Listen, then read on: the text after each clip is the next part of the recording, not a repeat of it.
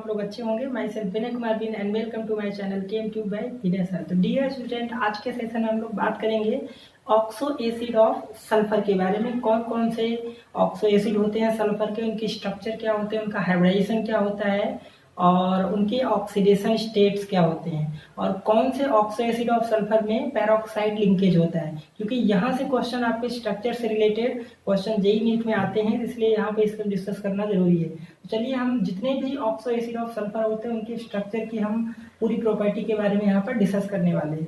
तो चलिए हम यहाँ पे सबसे पहले बात करते हैं ऑक्सो एसिड ऑफ सल्फर।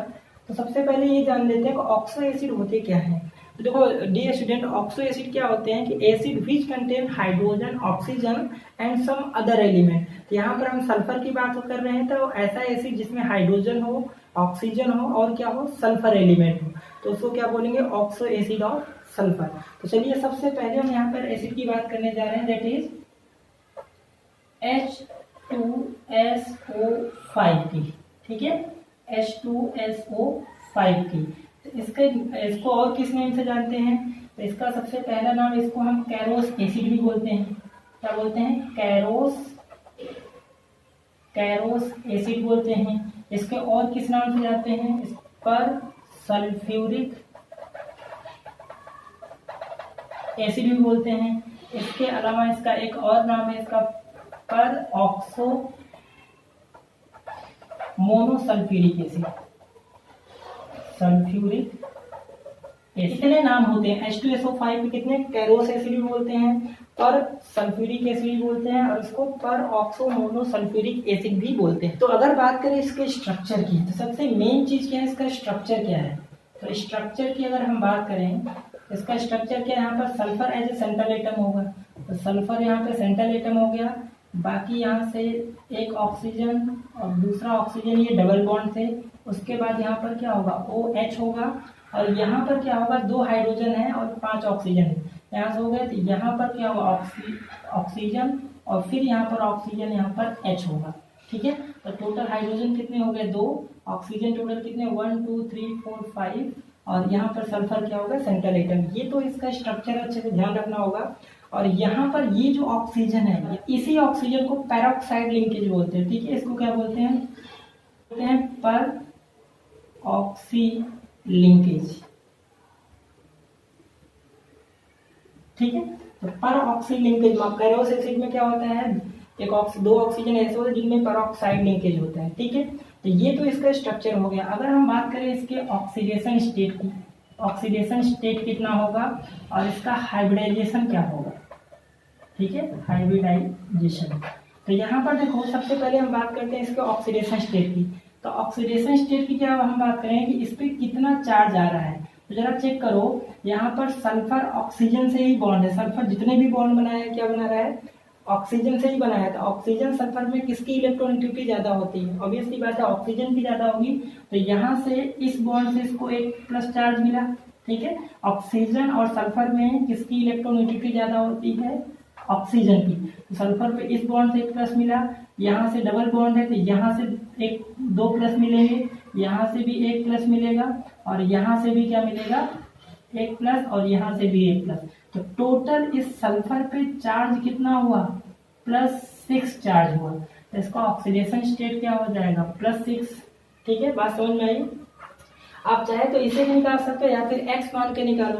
तो x मान को अगर निकालोगे तो वहां पर आपको पता होना चाहिए कि कैरोस एसिड में 2 ऑक्सीजन ऐसे होते हैं जिनके -1 चार्ज होता है, वहां पे पेरोक्साइड लिंकेज होता है, ठीक है। तो अगर हम इसको ऐसे निकालें, जरा देखो यहाँ पर हम 2 हाइड्रोजन है, ठीक है। तो 2 हाइड्रोजन है तो यहाँ से क्या होगा, 2 हाइड्रोजन भी कितने +1 चार्ज होते हैं, तो +1 हो गया, प्लस यहाँ से 2 ऑक्सीजन ऐसे हैं जो पेरोक्साइड लिंकेज है, पेरोक्साइड ऑक्सीजन पे -1 चार्ज होता है, प्लस यहाँ पे 1 2 3 ऑक्सीजन ऐसे हैं जिन पे -2 चार्ज है, और प्लस हमें किसका निकालना है, सल्फर का निकालना है। इसको x मान के इक्वल टू 0 कर दो। यहाँ से कितना आया, 2, यहाँ से -2, और यहाँ से कितना -6, और प्लस x इक्वल टू 0। यहाँ से x की वैल्यू कितनी आ जाएगी, +6 आ जाएगा। तो इसका ऑक्सीडेशन स्टेट कितना हो जाएगा, +6। अगर हम बात करें इसके हाइब्रिडाइजेशन की, तो जरा देखो हाइब्रिडाइजेशन में आपने को ट्रिक मैंने बताया हुआ है, अगर नहीं देखा ट्रिक तो आप पहले इसमें शॉर्ट ट्रिक में हाइब्रिडाइजेशन कैसे निकालते वो वीडियो जाके आप देख लीजिए। तो यहाँ पर देखो सल्फर कितने सिग्मा बॉन्ड बना रहा है, लोन पेयर है नहीं इसके पास, तो सिग्मा बॉन्ड यहाँ पर देखिए डबल बॉन्ड में एक पाई बॉन्ड है, एक सिग्मा बॉन्ड है, टोटल सिग्मा बॉन्ड कितने 1 2 3 4, तो 4 सिग्मा बॉन्ड है, तो इसका हाइब्रिडाइजेशन 4 होगा तो क्या होगा sp3 होगा, तो इस सल्फर का हाइब्रिडाइजेशन क्या हो जाएगा sp3 हो जाएगा।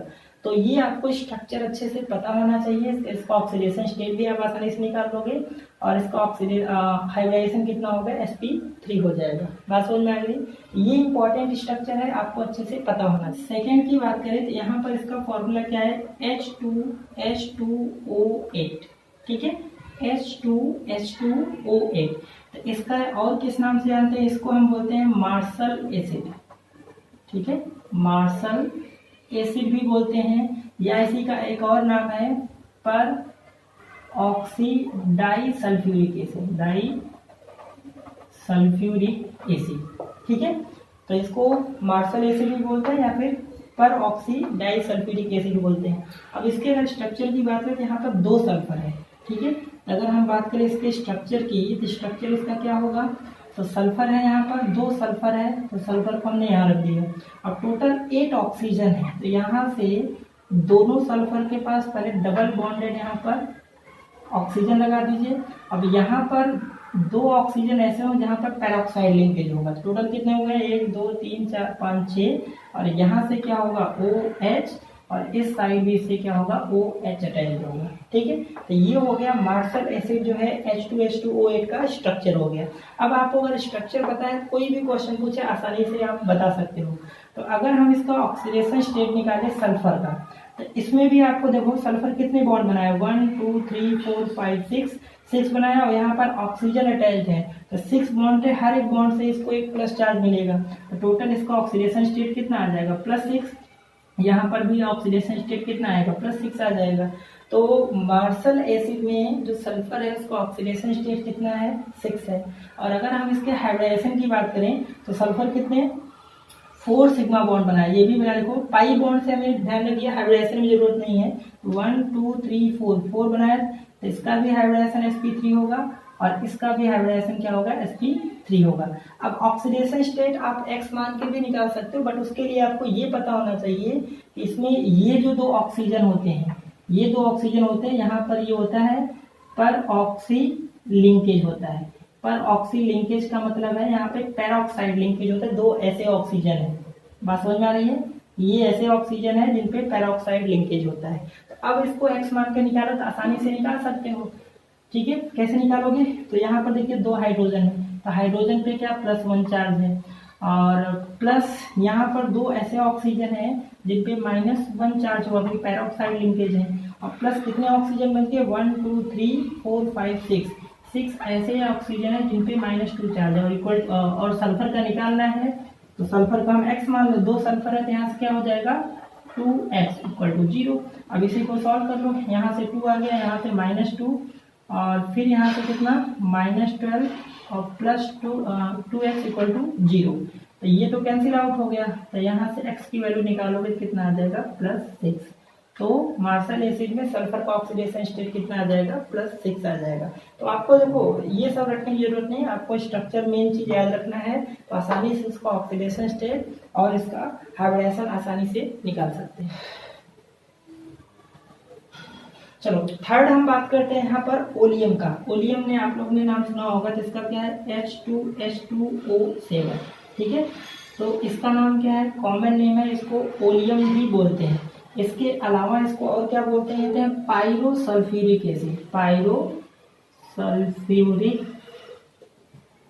एसिड भी बोलते हैं। तो ये आपको नेम अच्छे से पता होना चाहिए, पायरोसल्फ्यूरिक एसिड बोलते हैं। अगर इसके स्ट्रक्चर की बात की जाए तो इसका स्ट्रक्चर क्या हो जाएगा, यहाँ से सल्फर कितने 2 हैं, तो 2 सल्फर यहाँ पर हो गए। अब दोनों सल्फर के पास क्या होगा डबल बॉन्ड, यहाँ पर ऑक्सीजन लगा दो पहले, ठीक है, तो टोटल 7 में से 4 ऑक्सीजन तो हो गए।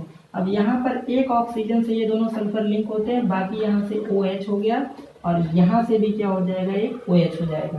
तो टोटल देखिए कितने ऑक्सीजन हो गए, 3 इधर 3 इधर और एक यहाँ से, तो यहाँ पर ओलियम में क्या होता है, पेरोक्साइड लिंकेज नहीं होता है। आपसे कभी कभी क्वेश्चन ये भी पूछ लेगा कि कैरोस एसिड में कितने ऑक्सीजन पेरोक्साइड लिंकेज होते हैं, तो 2 ऑक्सीजन, इसमें भी 2 ऑक्सीजन है। बट ओलियम में या फिर पायरोसल्फ्यूरिक एसिड में एक भी ऑक्सीजन ऐसा नहीं है जिनपे जो पेरोक्साइड लिंकेज होते हैं।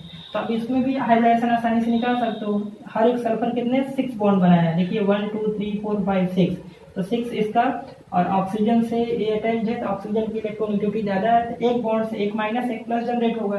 तो जिसकी इलेक्ट्रोनेगेटिविटी कम होती है उस पर प्लस चार्ज आएगा, जिसकी ज्यादा होगी उस पर माइनस चार्ज। तो मैं सल्फर का निकालना, सल्फर 6 बॉन्ड बनाया प्लस 6 चार्ज, और यहाँ पर भी इसका क्या प्लस 6 चार्ज आएगा। तो अगर बोलेगा आपको पायरोसल्फ्यूरिक एसिड में सल्फर का ऑक्सीडेशन स्टेट कितना है, तो कितना हो जाएगा +6 हो जाएगा, ऐसा नहीं +6 +6 12 आ जाएगा। ओवरऑल निकालोगे तो यहाँ से +6 ही आएगा। तो यहाँ पे मैं लिख दूं ऑक्सीडेशन स्टेट कितना आया, यहाँ से +6 आया, किसका, ओलियम में सल्फर का। अब बात करें अगर इसके हाइब्रिडाइजेशन की, हाइब्रिडाइजेशन आपको आसानी से दिख रहा है, ये भी sp3 है और ये सल्फर भी क्या होगा sp3 हाइब्रिडाइजेशन होगा। बात समझ में आई। तो सारा खेल किसका, स्ट्रक्चर का है। अगर आपको स्ट्रक्चर याद है तो कोई दिक्कत नहीं होगी, चाहे आपको इसका ऑक्सीडेशन स्टेट पूछे, चाहे हाइब्रिडाइजेशन पूछे, कुछ भी पूछे, यहाँ से भी आसानी से x मान के निकाल सकते हो। कैसे, देखिए यहाँ पर 2 हाइड्रोजन है तो 2 और +1 एक हाइड्रोजन पे, प्लस यहाँ से 2 सल्फर है तो 2x मान लिया, और प्लस ऑक्सीजन टोटल कितने हैं 7 है, और ये इसमें पेरोक्साइड लिंकेज नहीं है, तो हर एक ऑक्सीजन पे क्या होगा -2 चार्ज हो इक्वल टू 0। तो x यहाँ से निकालोगे 2 + 2x - 14 इक्वल टू 0। यहाँ से x इक्वल टू कितना आ जाएगा, देखो जाके बच्चा लोग +6 आ जाएगा। तो ओलियम या फिर पायरोसल्फ्यूरिक एसिड का फॉर्मूला ये है, इसका स्ट्रक्चर ये है, और इसमें सल्फर का ऑक्सीडेशन स्टेट कितना +6 आएगा, और हाइब्रिडाइजेशन क्या होगा sp3 होगा। ठीक है, तो ये 3 ऑक्सो एसिड हम लोग ने डिस्कस कर लिया। अब बात करते हैं और कौन कौन से ऑक्सो एसिड होते हैं सल्फर के। चलिए आगे बढ़ते हैं। तो नेक्स्ट यहाँ पर ऑक्सो एसिड है, दैट इज सल्फ्यूरिक एसिड। ये तो आप लोग ने अच्छे से जानते हो सल्फ्यूरिक एसिड। सल्फ्यूरिक एसिड का फॉर्मूला क्या होता है, H2SO4 होता है। ठीक है, सबको पता है। अब यहाँ पर देखिए, इसको बोलते हैं क्या, सल्फ्यूरिक एसिड। सल्फ्यूरिक एसिड ये आप लोग ने अच्छे से पता है। अब और सल्फ्यूरिक एसिड में इसका स्ट्रक्चर की बात करें तो स्ट्रक्चर क्या हो जाएगा, देखो ध्यान से बच्चा लोग, इसका स्ट्रक्चर क्या हो जाएगा, तो यहाँ पर सल्फर क्या है, सेंट्रल एटम है, और यहाँ पर क्या होगा, टोटल 4 ऑक्सीजन है। यहाँ से एक ऑक्सीजन इस तरह से, यहाँ से इस तरह से होगा, और 2 हाइड्रोजन है। तो हाइड्रोजन आपको अच्छे से पता है कि यहाँ पर OH हो जाएगा। तो ये इसका स्ट्रक्चर हो गया। अब इसके अगर हम बात करें इसके हाइब्रिडाइजेशन की, तो जरा यहाँ पे देखो सल्फर कितने बॉन्ड बनाए, 1 2 3 4 5 6। इसका ऑक्सीडेशन स्टेट कितना हो जाएगा, +6 हो जाएगा। और इसके अगर हाइब्रिडाइजेशन की बात करें तो sp3 हो जाएगा, क्योंकि यहाँ पर सिग्मा बॉन्ड टोटल कितने हैं, 4 है। 4 है मतलब sp3 हाइब्रिडाइजेशन होगा, और ऑक्सीडेशन स्टेट कितना +6 हो जाएगा। ऑक्सीडेशन स्टेट को आप x मान के भी लगा सकते हो। यहाँ पर देखो हाइड्रोजन 2 है तो यहाँ से 2 + 1 हो जाएगा, और प्लस टोटल 4 ऑक्सीजन है। ठीक है, तो 4 - 2 एक ऑक्सीजन पे -2, प्लस यहाँ से x इक्वल टू 0। तो यहाँ से निकालोगे तो 2 और -8 plus x equal to 0, x equal to कितना आ जाएगा, +6। सल्फ्यूरिक एसिड में भी ऑक्सीडेशन स्टेट कितना आएगा, चलो +6 आएगा, और इसका ये स्ट्रक्चर है। नेक्स्ट हम यहाँ पे बात करने जा रहे हैं 5th H2SO3 की। H2SO3, ठीक है, जब हम सल्फर डाइऑक्साइड को, ठीक है, SO2 को जब वाटर से कराते हैं तो वहां से सल्फ्यूरस एसिड का फॉर्मेशन होता है। तो इसका नाम क्या है, सल्फ्यूरस एसिड। Sulphurous acid. अगर सल्फ्यूरस एसिड का पूछे कि इसका एनहाइड्रस फॉर्म क्या होगा, तो वहां से SO2 होगा, इससे हमेशा SO2 गैस निकलता है। और अगर बात करें इसकी स्ट्रक्चर की, यहाँ पर देखो क्या होगा, टोटल 3 ऑक्सीजन है, तो यहाँ पर एक, तो यहाँ पर क्या होगा, लोन पेयर। ठीक है, और बाकी यहाँ से क्या होगा, एक ऑक्सीजन डबल बॉन्ड, बाकी यहाँ से OH, और फिर यहाँ से क्या आएगा, OH आएगा।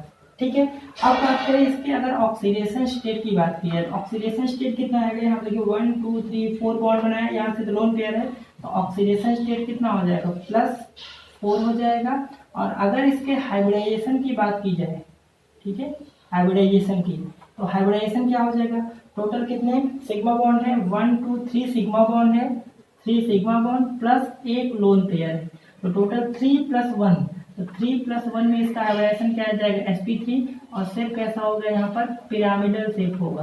तो अगर आप लोग ने बॉन्डिंग अच्छे से पढ़ा है तो 3 सिग्मा बॉन्ड 1 लोन पेयर, तो हाइब्रिडाइजेशन तो sp3 होगा, शेप कैसा हो जाएगा पिरामिडल। पिरामिडल शेप में लोन पेयर को हमेशा ऊपर रखते हैं, ठीक है, जैसे NH3 में आप लोग ने स्ट्रक्चर देखा है, तो वैसे ही यहाँ पर हो जाएगा। बात समझ में आई।